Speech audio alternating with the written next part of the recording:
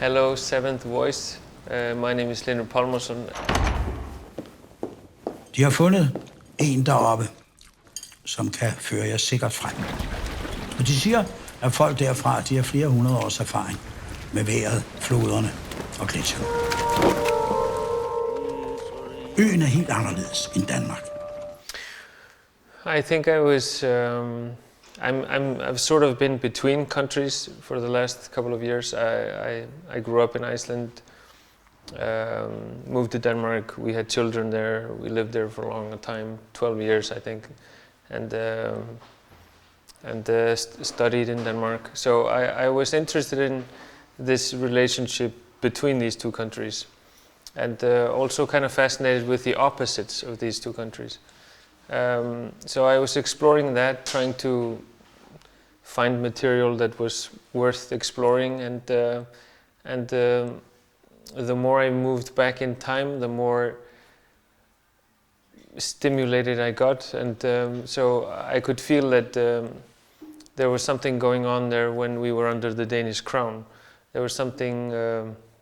There was a lot of things to explore there, and I became kind of fascinated with that. So I decided to work on a period film, you know. Øen er helt anderledes end Danmark. Folk der, vejret, vinteren er helt forskellige.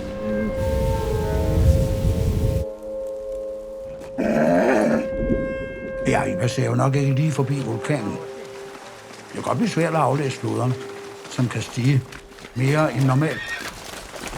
I mean, films for me are an experience, and both like physical and mental, and I'm really drawn to a project if I can feel that there's like a very strong narrative side, but also a very strong formal side, and my obsession or my my obsession is to try to make those things click, like to get them to work together.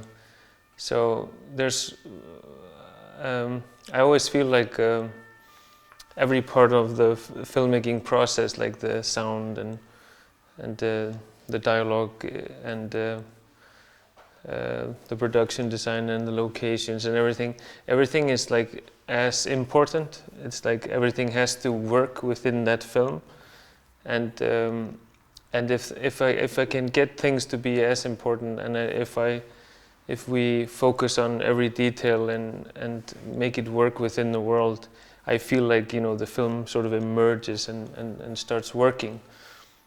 So that is sort of how I see cinema, as both narrative and form.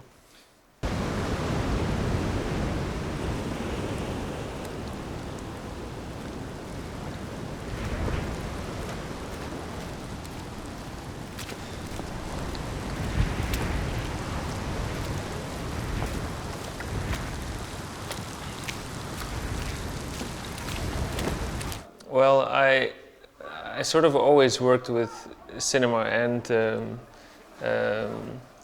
visual and audio in a couple of ways, like both with painting and photography, and I'm never really stopped doing the other thing, but it's more like my cinema took off. It like the cinema is more the provider. The world reacted to the cinema more than the other thing. So it's sort of like I still work in all mediums, and they sort of feed into each other and talk to each other, and so that's kind of how it works for me. Okay. But I remember when I moved to Denmark, I actually applied to both the art school and the cinema as a director. So I was kind of like 50-50. I was like, let's just see what happens, you know. Will I go this way or will I go that way? But I think I would always do both, you know. Okay. Yeah. Folk siger, at vulkanen den udsender en stank. Yeah, I have a very good collaboration with my cinematographer, Maria van Householf. and we've been working together since film school. And it's kind of, it's just been, she's done all my, almost all my short films and my 3 feature films, and it's sort of like a very effortless collaboration. It's like, it's a collaboration of understanding each other, I think. Wanting to spend time together, having a lot of time for prepping, for preparation for the films is very important. I always invite her into the process of the film like very early on, so she receives all my drafts and material I'm collecting, and so that is sort of how we work. And then when we start sort of prepping the film, right before shooting, I think we just try to simplify things. I think we walk through the film and walk through the locations and the scenes and just simplify it. Simplify everything. Like, how can we do this scene, more simple and effortless? I think that's our process. Yeah. Jeg ved godt, at din opgave indimellem kan forekomme gigantisk. Der er jo ikke nogen, der bilder sig ind, at det bliver nemt. Og derfor blev du udvalgt. Men glem det, og tænk på apostlene, der blev sendt ud for at prædike for verden. Denne elendige, ynkelige flok ensomme mænd. I think all of them. I think I grew up with very like Western cinema, like Hollywood cinema, mainstream cinema. That is sort of my introduction to cinema. And then when I got a little bit older, I saw Stanley Kubrick, and that sort of shook me. It kind of made me think about cinema in a different way. So I think Kubrick had like a huge influence on me.